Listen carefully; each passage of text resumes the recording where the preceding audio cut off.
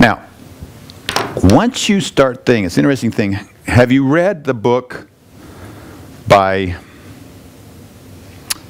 Viktor Frankl, Man's Search for Meaning? When you read it again, if you haven't read it, it's a must-read. Tremendous insight into a man that was put into prison with nothing. Not a shirt on his back, no physical, no worldly possessions.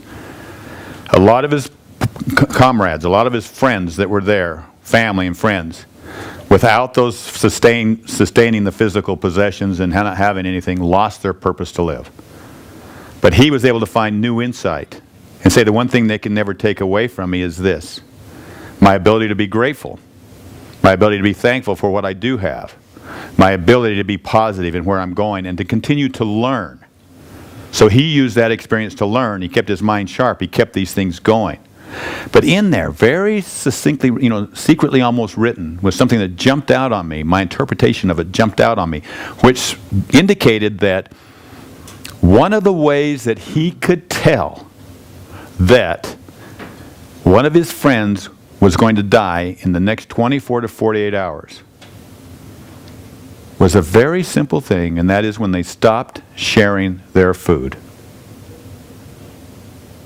And they started to hoard it. Isn't that interesting?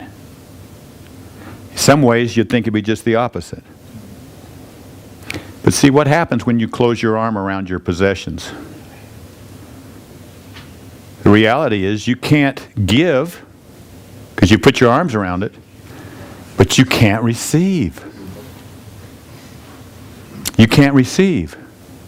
So in the work that we do, when we're working with a lot of very successful families, it's not uncommon for us to see a second or a third generation, very sharp, handsome, gorgeous young man or young woman that truly believes that they've hit a triple just because they were born on third base.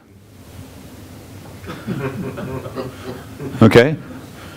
But they don't know how they got it. They've arrived, but they don't know how they got there. So they put their arms around it. They're scared now, and they do it in different ways. Believe it or not, you can put your arms around things by giving it away. What did I just say? You can put your arms around things by giving it away because you don't know how you got it. And so your only way to justify what you're doing is that I'm not going to be like mom and dad. I'm going to give it away. But the reason you're giving it away is because you don't want to be like mom and dad, not because your heart, not because you've moved into that fourth level of gratitude. It's because that's your way of developing an identity for yourself. It's self-driven that makes you different from your mom and dad, and you don't like what you're seeing there, so here is my alternative. I'm going to give it away. And they close themselves up and wrap themselves around in this thought. They might as well be just like this because they don't know how to receive. They don't know how to create value on this planet.